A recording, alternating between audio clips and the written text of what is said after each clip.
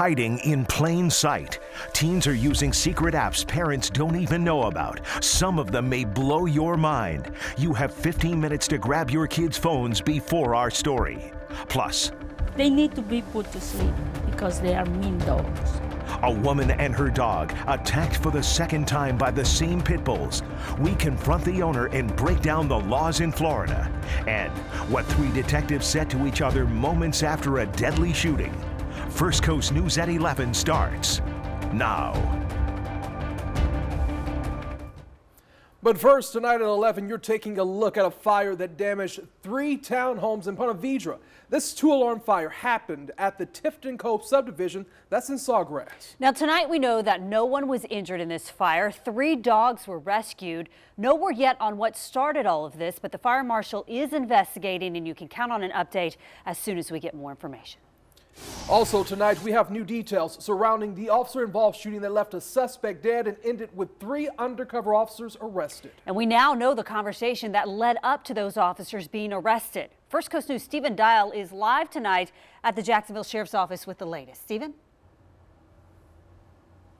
Heather, new information reveals that 20 seconds after those undercover officers shot and killed the suspect, Jerome Allen, it says that they rushed to their car, immediately removed multiple beer cans from their car. Now, the sheriff says that the shooting itself is not in question, but we spoke with a lawyer tonight, and he says that arrest of those officers could call their prior arrests into question. The 3 detectives removed alcoholic beverages from the car. So let me be clear, that car is a crime scene.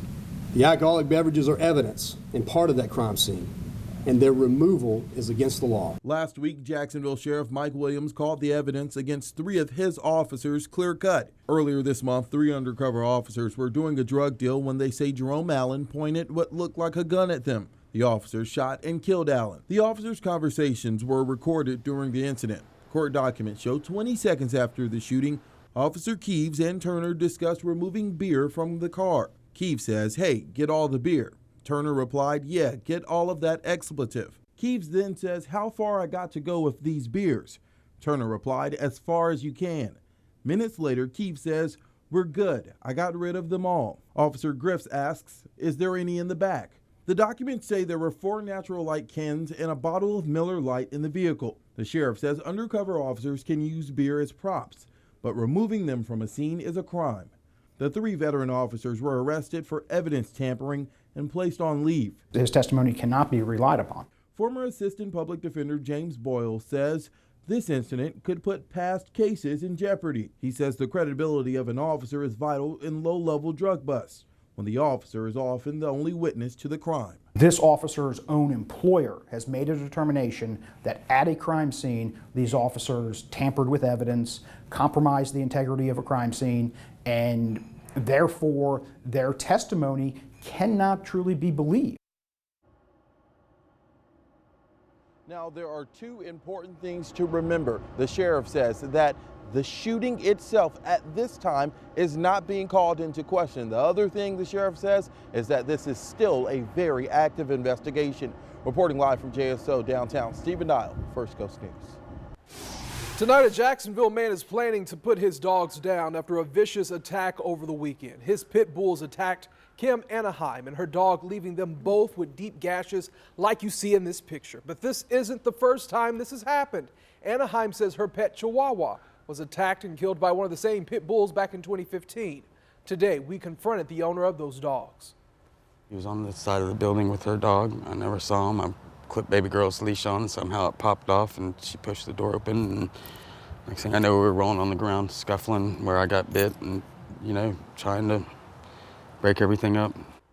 And the owner there that you just heard from, he didn't want us to use his name, but he did apologize. And he says he didn't get rid of the dogs before because they never showed any aggression to anyone in his family, including his own 11-year-old son.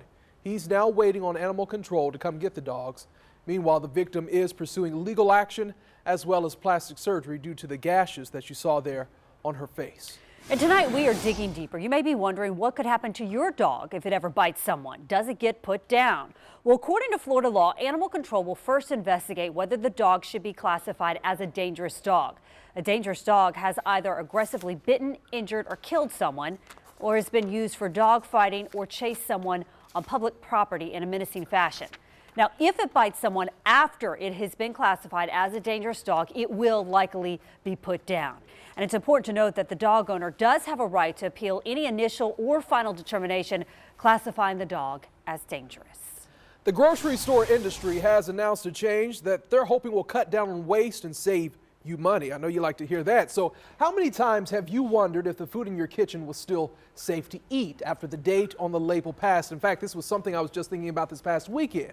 Well, Julia Janae is on our side tonight, breaking it all down for us. The new plan that should make your grocery choices a little less confusing.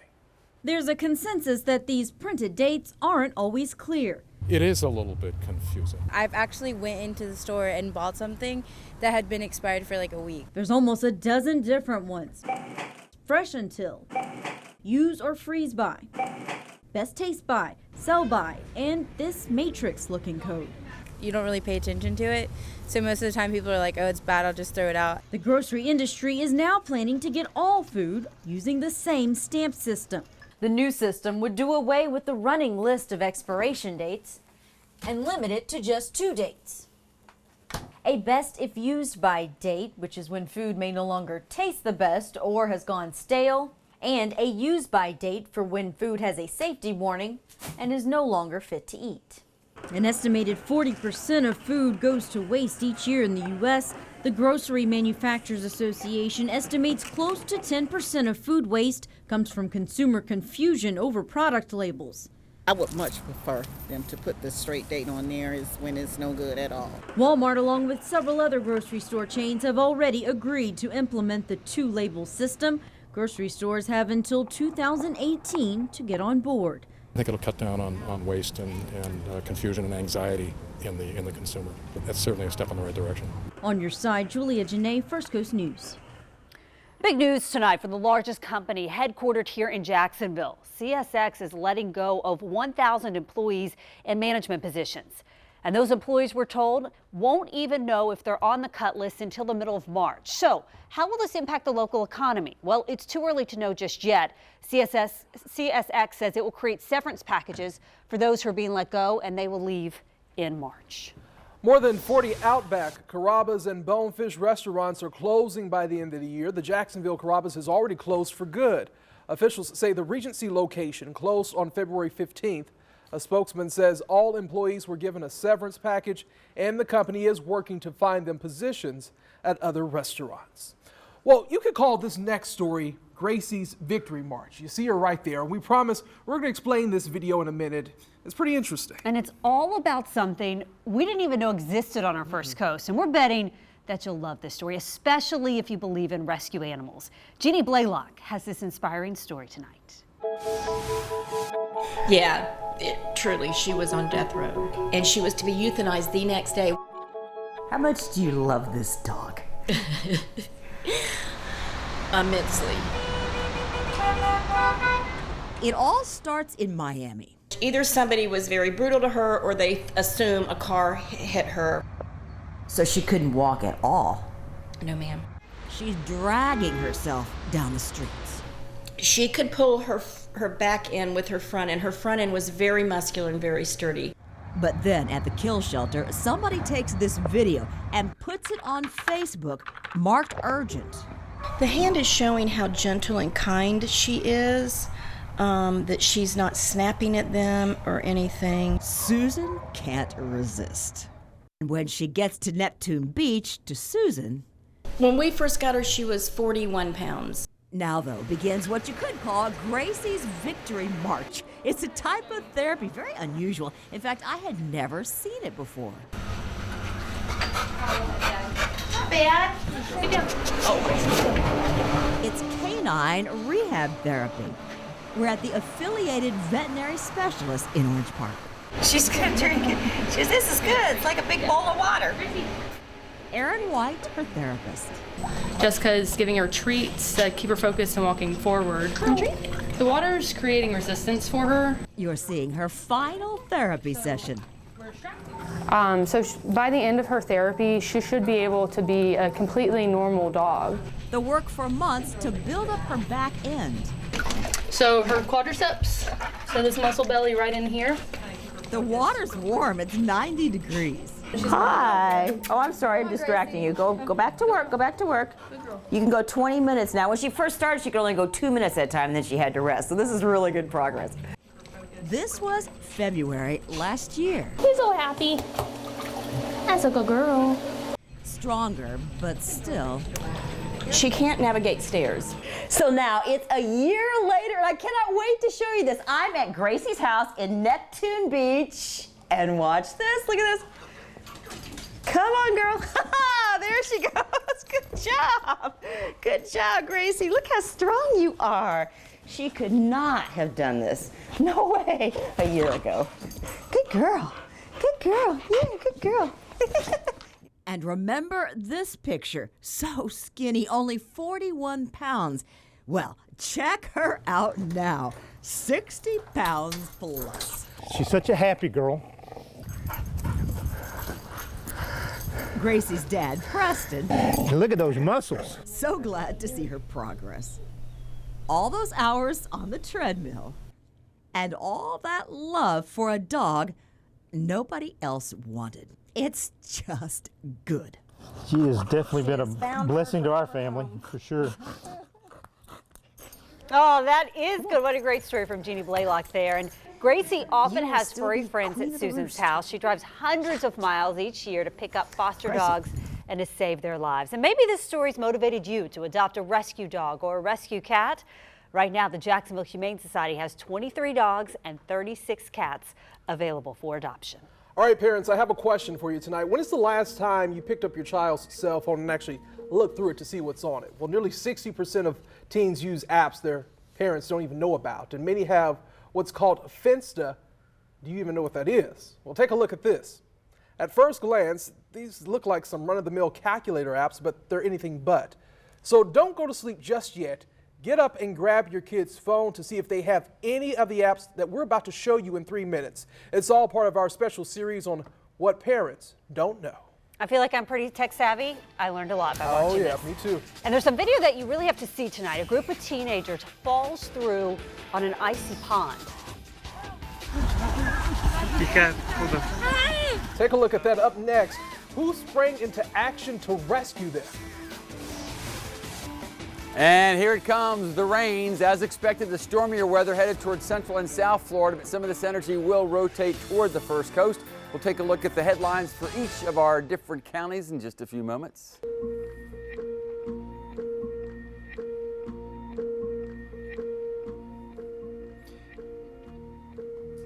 Maybe you think you're a pretty tech-savvy parent, or maybe you're a parent who's just totally overwhelmed by technology. Either way, you may be blown away by how your kids are actually using apps these days. So you remember that calculator app we showed you a minute ago? It's actually a fake. It is used to hide photos from parents. And you need a secret passcode to get to the hidden vault of those pictures.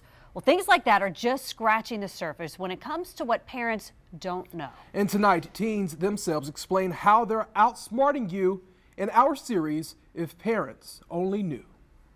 If parents only knew. If parents only knew. If parents only knew. How kids were outsmarting them.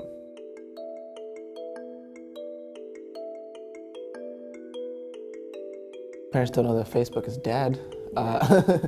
My sister is 12 and she only has an Instagram and Snapchat.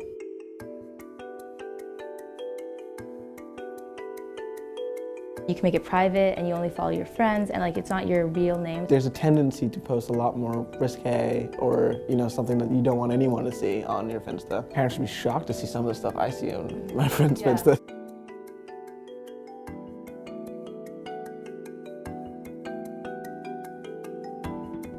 I'm sure parents would be extremely disappointed to find that their kids were not only drinking, but like publicizing it.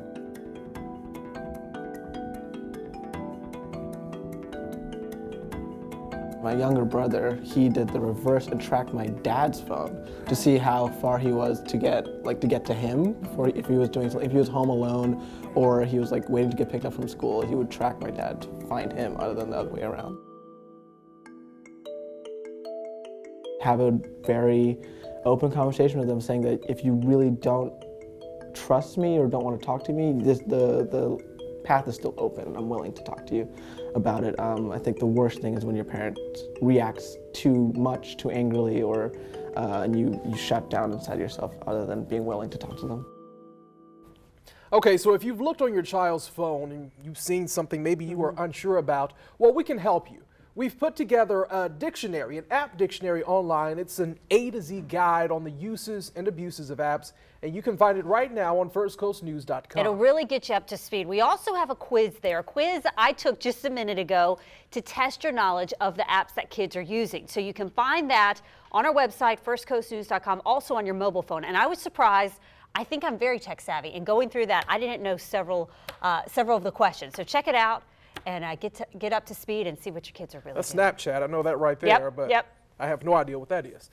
Okay, moving on to our next story tonight. Several teens are recovering after falling through the ice on a Central Park pond. Some tourists were taking selfies in the park Monday when they saw 7 children venture into the ice. Within minutes, that ice cracked, and all 7 were in the water.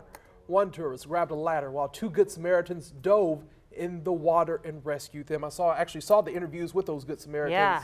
They just stepped in to help them out. And we should say there were signs saying don't go on the ice. Don't do that. Don't do that. So don't follow your cool friend. That is right. Glad Maybe your not they're so okay. cool friend or too chilly friend. Hey, we need some rain, and some rain's on the way. We do. You know, most of us have only had about 10 to 20% of our normal monthly rainfall. We saw some fires get out of control, so that's our way of saying that all the rain may be a nuisance tomorrow, folks. Remind yourself, we do need it. Now, the headline is rain, but the exact headline will vary depending on where you are or where you're going to be. St. Johns County, soaking rains. Duval and Clay, at least enough needed rain to help out. Nassau and Camden, more in the way of, well, a few showers around. Here's what's happening. We showed it to you on radar. We've been talking about it for the last couple of days. This high pressure system will not move much, so that'll continue to pump moisture in from the Atlantic. At the same time, the low pressure system, this was the same storm that pounded California about 3 to 4 days ago, is reorganizing, but it's diving to the southeast, not to the east. So the stormier weather, the greater likelihood of possibly severe weather,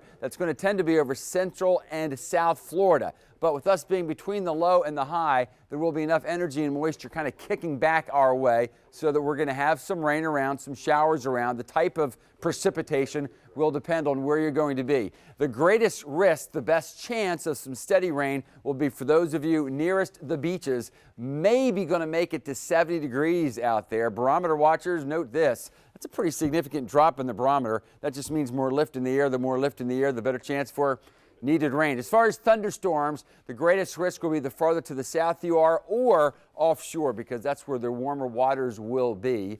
Back over land for the Jackson metro area. Notice a warm morning, lows of 60 to 65, rain increasing. The good news here, I think, is that although we're going to have developing showers overnight, there will be some showers around for the morning rush. At this point, it looks like widespread rains may not begin until just after or toward the end of the morning rush. So if you have a chance to get at it early, might be a good idea. It'll be breezy with winds out of the southeast at 12 to 25, but still will manage a high of about 73 degrees. So that's the Jackson metro area. We showed you how things varied as far as the headlines. Here's another way to look at it. Up toward areas north and west of the Okefenokee, you might just receive a shower. Farther off to the northeast, Camden and Nassau County, more in the way of off and on showers versus steady rain. Same scenario for those of you out toward Live Oak and Lake City. But for those of you, again, over portions of Putnam County, St. Johns and Flagler, steady rain, occasionally some heavy rain, might even have some thunderstorms out there. That's mostly for Wednesday, but even on Thursday, some coastal showers will remain, tapering off on Friday. Saturday looks like a warm spring break kind of day before we chill back down, but we will be dry for Daytona. We're going to take a break, and Chris will be right back. From the Farrah and Farrah Sports Desk, it's First Coast Sports. Hello, everybody. The road to Lakeland continued tonight as several of our local boys basketball teams look to get one step closer to winning a state championship. And we're starting over on the north side of Jacksonville. Terry Parker taking on Rebald. Oh, the winner of this will get to the regional finals. That's Malcolm Hutchinson, and this game is tied at 17. But the Trojans, Ryan Wallace, our athlete of the week, gets that one to fall. Rebald takes the lead. Then Dwayne Kemp from the outside, release rotation splash. The Trojans marching on. They won a final 59-35. On the south south side of Jacksonville. PK Young taking on Providence with a trip to Lakeland on the line.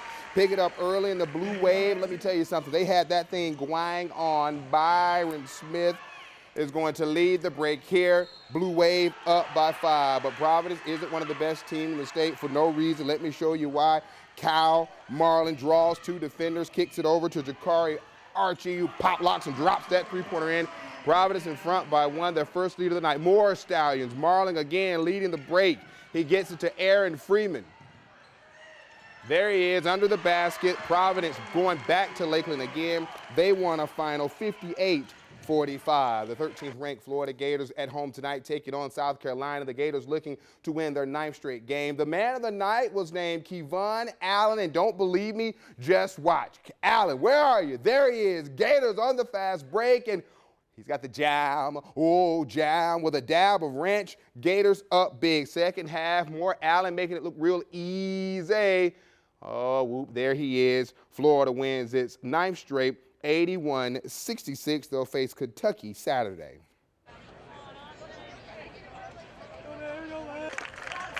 Infield in, here's the first pitch. Swinging, a bouncer and a left, a base hit. Armstrong scores, and the Jacksonville University Dolphins and the off Florida tonight, Gators, their 3-2. It's the Dolphins, a 3-2 winner.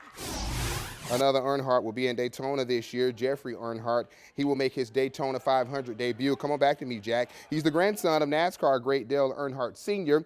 To this point, Jeffrey has not been able to make his presence known on the pro racing circuit, and he credits his grandfather for his mentorship.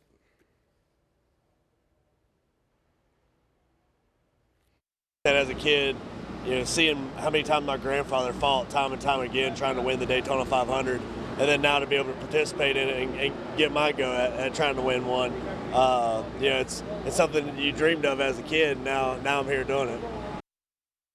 500 coverage will continue tomorrow afternoon. By the way, we'll be there all week covering all the big stories leading up to Sunday's race. Also, make sure to post your Daytona 500 photos using the hashtag Team Sideline. Hashtag Team Sideline. A big shout out to the Jacks Armada Youth Academy U15 Elite Boys team. They finished 2nd at the Orlando Cup. Thank you so much, Dr._M. Butler, for posting this picture on Twitter using the hashtag Team Sideline. We're back to the Fantasy 5 winning numbers after this timeout.